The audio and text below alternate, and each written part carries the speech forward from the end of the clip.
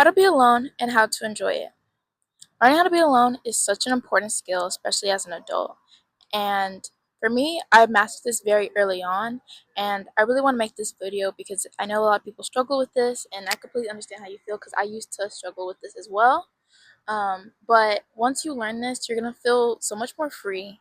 It's going to be so much more fun, and you're going to be way more confident and just happier overall. So, let's get into our video today. There are two reasons why people usually struggle with being alone. One, the lack of experience. They have never been put inside a situation where they had to be alone, and they also have never put themselves inside that type of situation.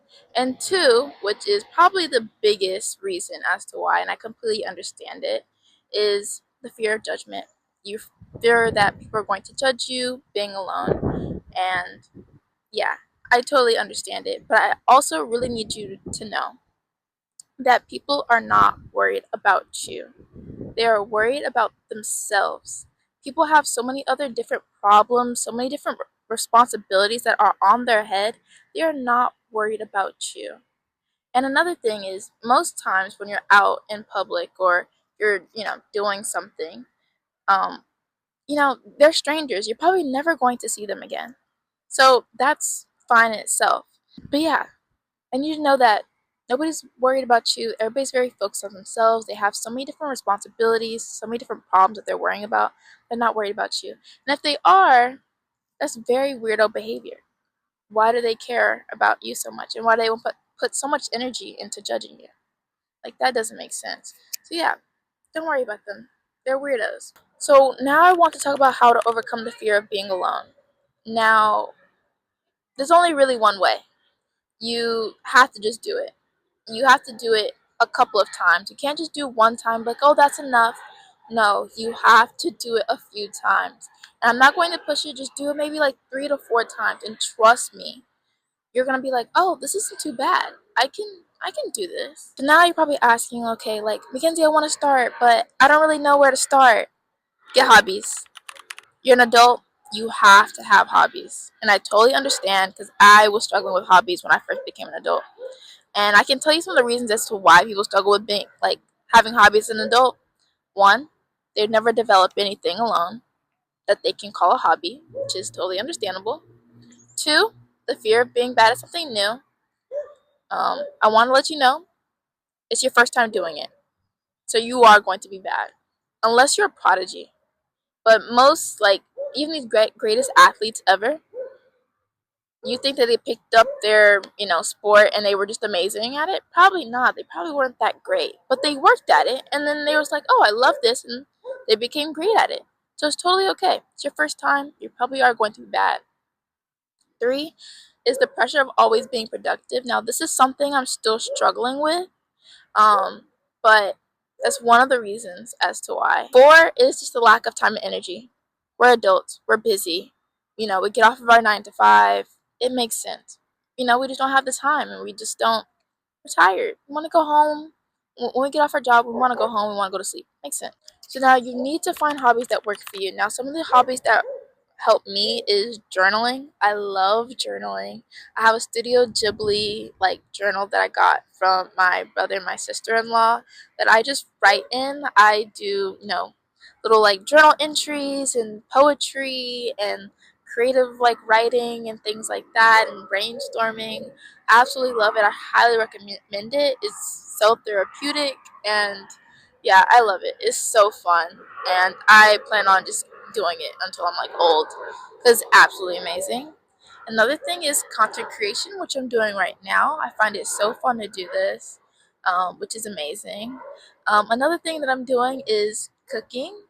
I've always been a baker, so like in my like life, I always found that very fun. I was very good at baking, but I've never really did cooking as an adult, and so I'm trying to learn because I'm an adult. I need to learn how to cook.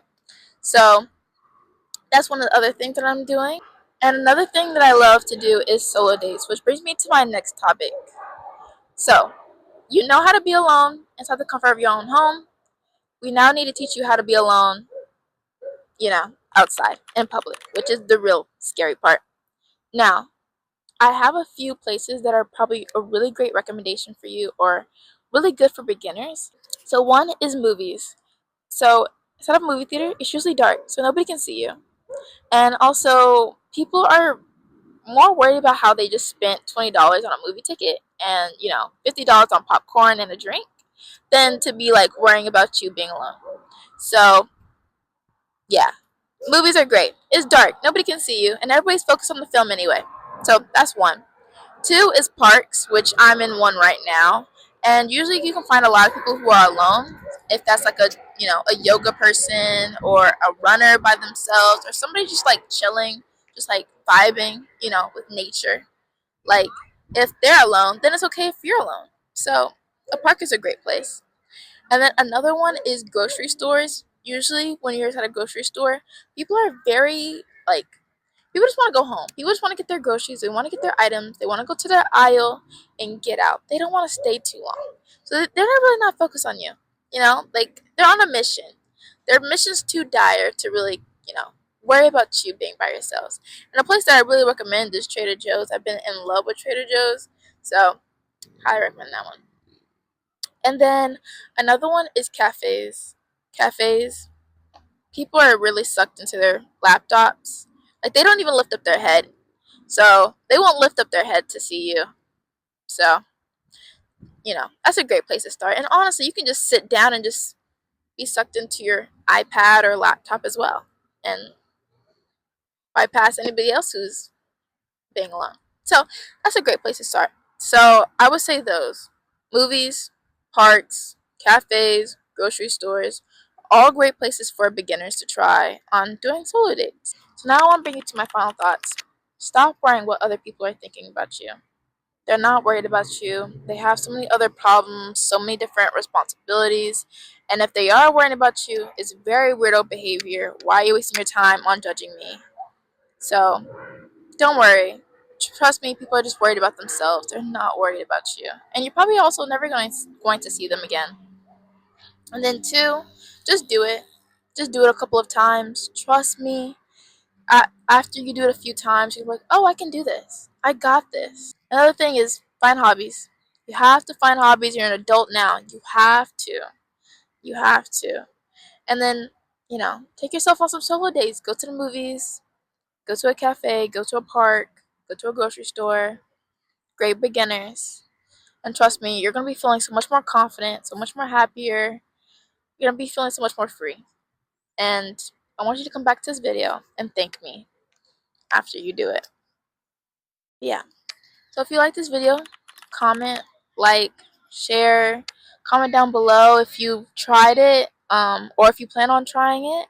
And yeah, that's the end of our video today.